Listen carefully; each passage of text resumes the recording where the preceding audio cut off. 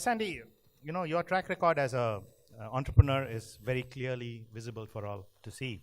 And but when you say things about in the startup economy, in the startup economy, it should lead to job creation, right? Yeah. The devil is in the details. So how do you connect the startups to the job creation, which is maybe, like, if you looked at 20 years ago or 10 years ago, startups and jobs was a different equation. Yeah. In today's world, a startup creates a different number of jobs. So could you walk us through a little bit of your thinking there? Make the connect. If you look at the SME space, first before we talk about startups, SME space contribute close to 97% of the employment. So if you look at the job creations, definitely it's not the big business, but it's the small mom and pop store, the micro, small, medium enterprises. Now, if you put in startups, and if you have like the unicorns, startups that employ directly 5,000, 6,000 employees and create jobs for, we call it partners, like Gojek and Bukalapak, you are talking about millions. Yeah. Now, the way I connect the dot is government should not be really dwell into the job creation itself, but the government should focus on what are the policies that we can have and we can lay out to probably have business communities, people like yourself, tell us what do you need from the government in terms of easier regulations, in terms of access to marketplace, access to capital, access to, and I found during the time in Jakarta that we need to focus on training, because some of these SMEs and startups, even before they would start on or embark in basically incorporating their business, they need to really have the right knowledge and skills and prepare them, because out of the 10 new business opportunities, 8 fails. But how do we reduce that 8 to become only 5? And the 5 that fails actually learn something and actually try again. So that's actually the ecosystems of startups. So we have numbers whether a startup could basically contribute 3 to 4 jobs. So if you have good startups, and in Jakarta we started 50,000 startups. So if you have 3 to 4, that's 200,000 jobs. That's how the equations would work. Okay, that's a fair point, actually. You mentioned a little bit about unicorns, and I think that there's a disproportionate increase in jobs that can be created because of unicorns. At the moment, Indonesia has 4 unicorns. In your opinion, do you think there's space for more? Where do you see that part of the digital side going?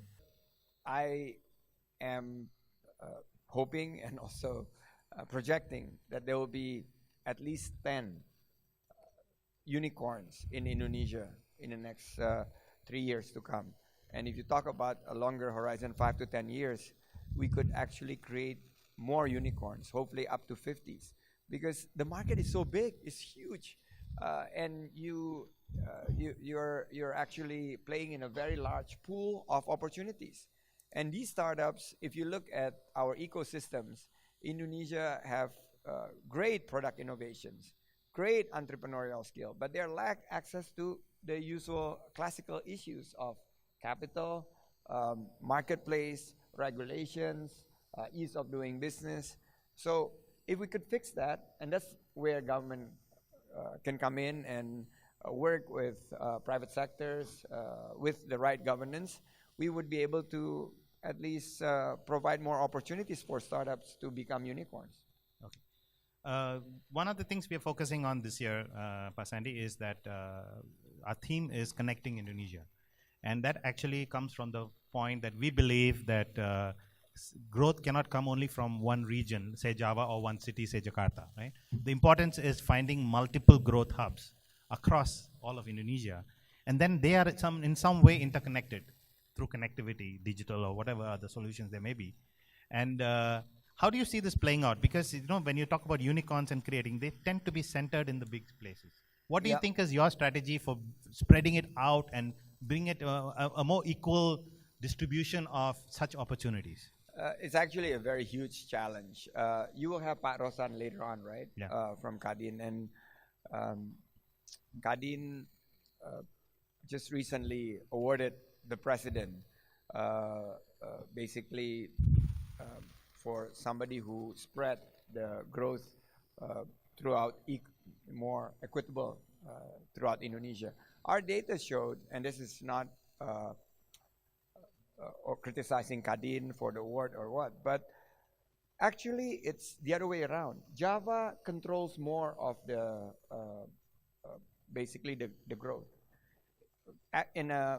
Only outside Java, only South Sulawesi growth in par with Java. The rest are lagging behind.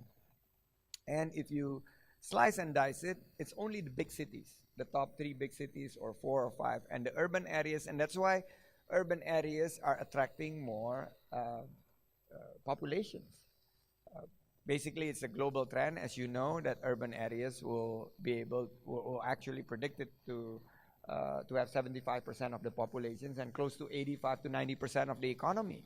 No wonder with that kind of opportunities, people are fleeing the rural into the urban areas.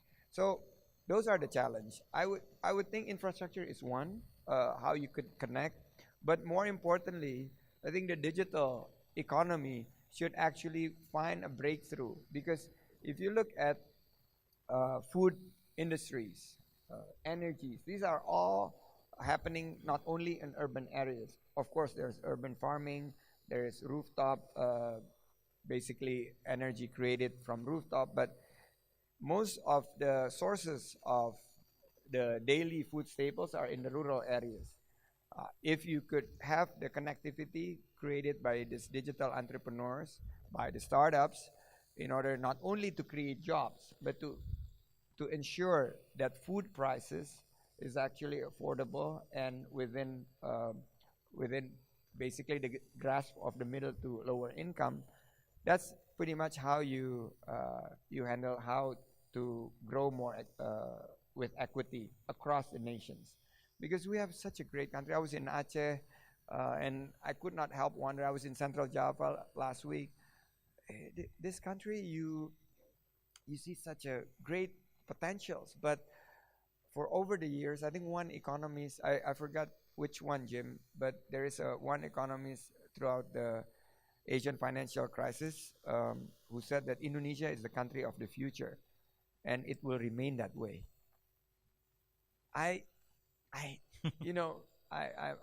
It's mind-boggling. And I don't think we should accept it. We should really realize the future right away, because we have all the potential here. And I think that's what drives Prabowo and I to this race, and making sure that we could reach our potentials. We could open up the opportunities for young Indonesians, how they could get good, new, quality jobs. How could they increase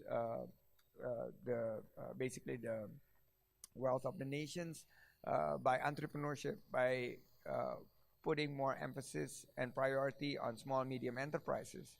How we could invest more in education and healthcare.